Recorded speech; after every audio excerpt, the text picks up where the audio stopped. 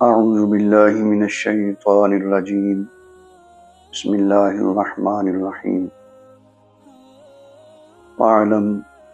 أَنَّهُ لَا إِلَهَ إِلَّا اللَّهُ وَاسْتَغْفِرْ لِذَنبِكَ وَلِلْمُؤْمِنِينَ وَالْمُؤْمِنَاتِ صدق اللہ العظیم۔ سورہ محمد کی یہ آیت کریمہ ہے اور اس میں پروردگار عالم نے اپنی محبوب پاک صاحب لولاک صلی اللہ تعالیٰ علیہ وسلم سے ارشاد فرمایا، اے میرے حبیب، آپ ہمیشہ یہ بات یاد رکھیں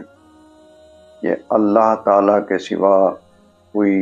دوسرا معبود برحق نہیں، اور ساتھ میں دعا کرتے رہیں کہ اللہ تعالیٰ آپ کو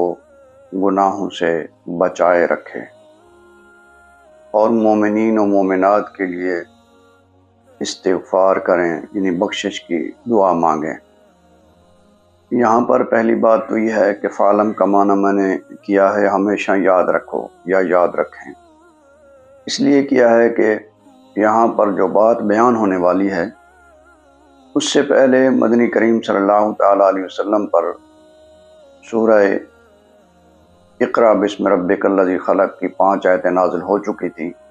تو وہاں پہ اصل ذات یعنی اللہ تعالیٰ کی معرفت حاصل ہو چکی تھی، اس کے بعد نزول ہوا۔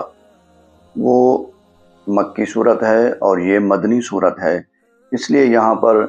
یہ معنی نہیں کیا جا سکتا جان لو، جان لینے کا معنی غلط ہے۔ تو اس میں اللہ تبارک و تعالیٰ نے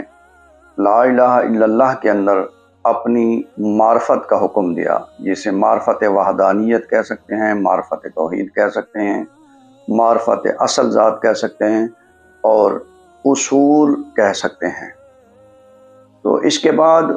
مومنین و مومنات کے لیے مغفرت کا حکم ہے، وہ فروع ہے، یعنی فروع کا مطلب یہ ہے کہ عملی زندگی۔ تو جو شخص کلمہ نہیں پڑھتا